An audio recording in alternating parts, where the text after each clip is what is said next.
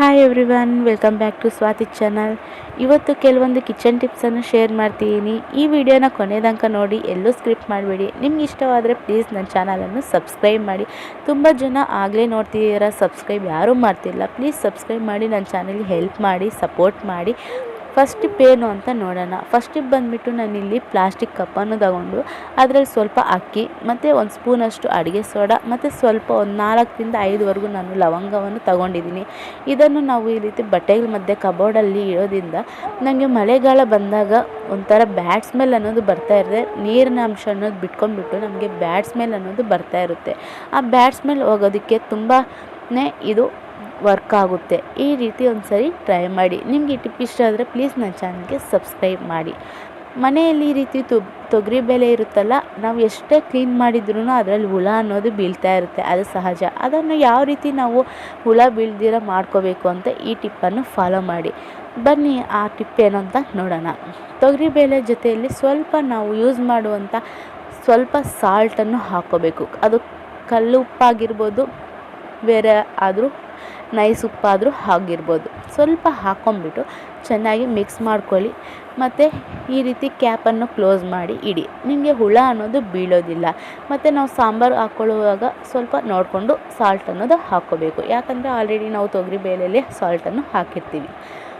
Next tip ಬಂದುಬಿಟ್ಟು tip number 3. ನಾವು ಬಾಳೆಹಣ್ಣು ತಗೊತಾ ಇರ್ತೀವಿ.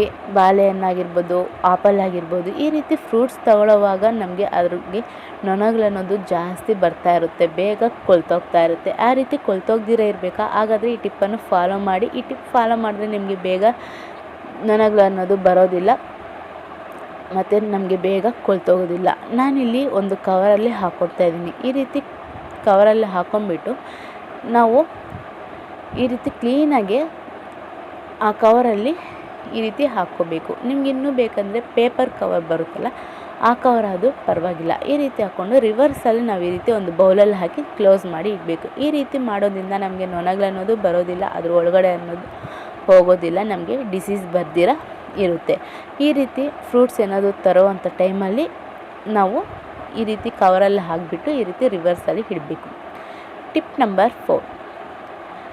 ನಾವಿಲ್ಲಿ ತುಪ್ಪವನ್ನು ತರ್ತಾ ಇರ್ತೀವಲ್ಲ, ಅಂಗಡಿಯಲ್ಲಾಗಿರ್ಬೋದು ಇಲ್ಲ ಮನೆಯಲ್ಲಾಗಿರ್ಬೋದು ಮಾಡ್ತಾ ಇರ್ತೀವಿ.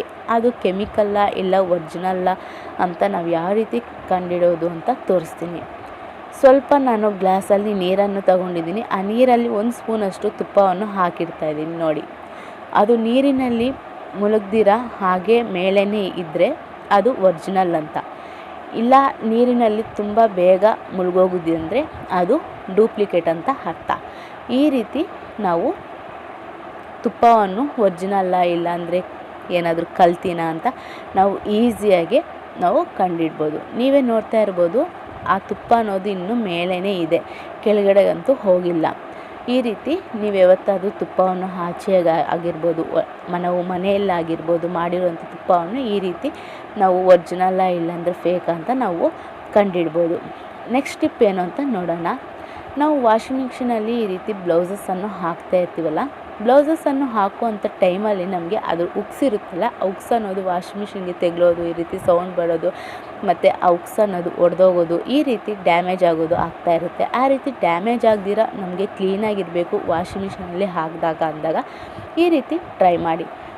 ನಾನಿಲ್ಲಿ ಉಕ್ಸ್ ಇದೆಯಲ್ಲ, ಅದರಲ್ಲಿ ನಾನು ಈ ರೀತಿ ಫೋಲ್ಡ್ ಮಾಡ್ತಾಯಿದ್ದೀನಿ. ಈ ರೀತಿ ಫೋಲ್ಡ್ ಮಾಡಿಬಿಟ್ಟು ಮನೆಯಲ್ಲಿ ರಬ್ಬರ್ ಬ್ಯಾಂಡ್ ಇರುತ್ತಲ್ಲ, ದುಡ್ಡಿಗೆ ಹಾಕ್ಕೊಳ್ಳೋಂಥ ರಬ್ಬರ್ ಬ್ಯಾಂಡು, ಆ ರಬ್ಬರ್ ಬ್ಯಾಂಡನ್ನು ತಗೊಂಡು ಈ ರೀತಿ ಕ್ಲೀನಾಗಿ ಫೋಲ್ಡ್ ಮಾಡಿಬಿಟ್ಟು ಅದಕ್ಕೆ ನಾವು ರಬ್ಬರ್ ಬ್ಯಾಂಡನ್ನು ಹಾಕ್ಕೋಬೇಕು. ಈ ರೀತಿ ರಬ್ಬರ್ ಬ್ಯಾಂಡ್ ಹಾಕ್ಕೊಳ್ಳೋದ್ರಿಂದ ನಮಗೆ ಉಕ್ಸ್ ಅನ್ನೋದು ಒಡೆದೋಗೋದಿಲ್ಲ ಮತ್ತು ಬ್ಲೌಸ್ ಕೂಡ ನೀಟಾಗಿರುತ್ತೆ, ವಾಷಿಂಗ್ ಮಿಷಿನ್ ಕೂಡ ಬೇಗ ಹಾಳಾಗೋದಿಲ್ಲ. ಈ ರೀತಿ ಟ್ರೈ ಮಾಡಿ. ಬ್ಲೌಸಸ್ಸನ್ನು ಹಾಕುವಂಥ ಟೈಮಲ್ಲಿ ಆ ಉಕ್ಸ್ಗೆ ಈ ರೀತಿ ರಬ್ಬರ್ ಬ್ಯಾಂಡನ್ನು ಹಾಕಿ. ನೋಡಿದ್ರಲ್ಲ, ಇವತ್ತಿನ ಟಿಪ್ಸ್ ಇಷ್ಟೇ. ನಿಮ್ಗೆ ಇಷ್ಟ ಆದರೆ ಪ್ಲೀಸ್ ಒಂದು ಲೈಕ್ ಮಾಡಿ, ಸಬ್ಸ್ಕ್ರೈಬ್ ಮಾಡಿ. ಪಕ್ಕದಲ್ಲಿರುವಂಥ ಬೆಲ್ ಐಕನ್ ಕ್ಲಿಕ್ ಮಾಡಿ. ನಾನು ಮಾಡುವಂಥ ಎಲ್ಲ ವೀಡಿಯೋಸ್ಗೂ ನೋಟಿಫಿಕೇಷನ್ ಅನ್ನೋದು ಬರುತ್ತೆ. ಪ್ಲೀಸ್ ಸಬ್ಸ್ಕ್ರೈಬ್ ಮಾಡಿ. Thanks for watching.